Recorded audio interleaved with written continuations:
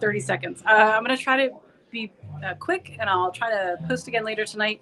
The music team is warming up as we are finishing our dinner break, and we'll be moving soon into our evening session. We shouldn't have a lot of business this evening, at least according to the agenda, and then we'll be moving into a celebration of Bishop Schol, Bishop John Schol, as he moves into retirement. So I posted a couple of text posts today. Some highlights. First of all, I asked my husband, Chris, who's a lay delegate, what should I say in the video? And he said, we finally finished rules. So it took some time working through the rules and some edits, many that were editorial. There have been some revisions to our Episcopal election process, which of course doesn't matter this year because we're not electing anybody. But one of those rules, Rule 39, that really expanded on our current process for nominations from the floor, allowing at certain thresholds for folks who might be nominated from the floor to be interviewed from the stage and stop all the business so we can do that. Anyway, there were questions about that. Ultimately, that rule was referred back to the committee on the Rules Committee by a vote of 72 to 70. Very close, but it got referred back. And so we'll expect to hear back from Rules Committee next jurisdictional conference when they've got to present new rules anyway. We also heard from the Committee on Episcopacy that did, as I shared in an earlier video, they did a wonderful presentation on lots of the questions, and I tried to touch on some of those in the morning video, but they did officially share with us that the bishop from the Southeast jurisdiction that will be shared, and that brings us to our allotted 6 bishops, is Bishop Deborah Walls-Pageant. She currently serves as the bishop of the Holstein Annual Conference, and though assignments are not announced, they won't be announced until Friday. The general the unofficial, that's all I can speak for, is unofficial expectation is that she would be serving Holstein and the West Virginia Annual Conference. But again, assignments have not been made. The Committee on Episcopacy is working. In fact, every chance they get, they're working. They have been working throughout the afternoon and evening, and they're working through dinner. So they have a lot of work to not only, they've got to figure out what are the Episcopal areas going to be and what bishops will be assigned. Again, so we have 5 continuing bishops.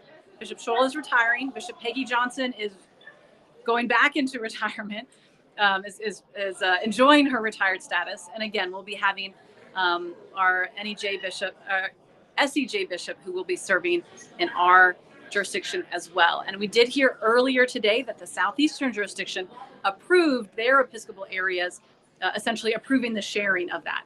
Ultimately, the jurisdictional conference does not have to approve the transfer of bishops, but the Episcopal areas, and so SEJ supported that as well.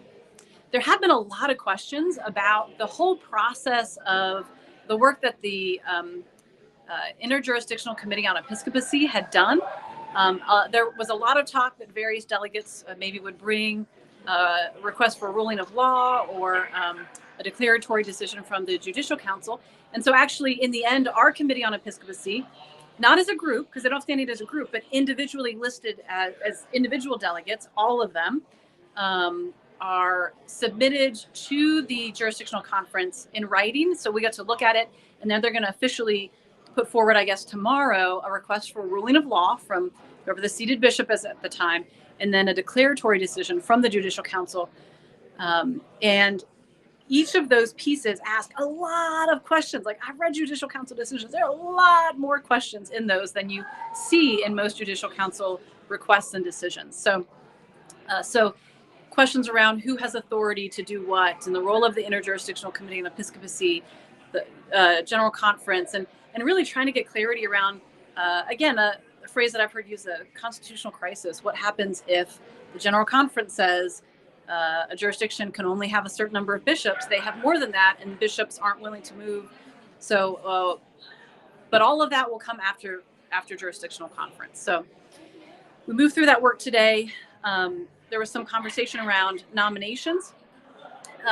When you look at the nominations team, has representatives from every annual conference, the slate for the remaining general agency positions we have to fill, but then also jurisdictional conference committees.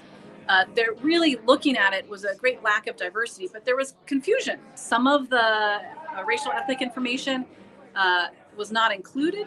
Some of the racial ethnic information was incorrect. We would have delegates come forward and say, I was listed as Caucasian, as white, but I'm a person of color.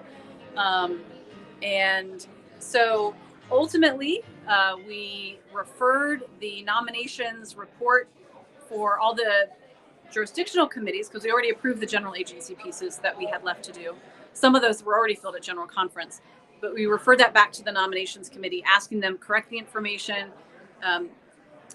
Probably the committees, there's some conversation, they're probably more diverse than it looks like on paper right now. So some of that's fixing it. Some of it's looking again to make sure that we have that diversity. It's really important. It's really important to us as the Northeast jurisdiction to make sure that we set as a priority having that diversity.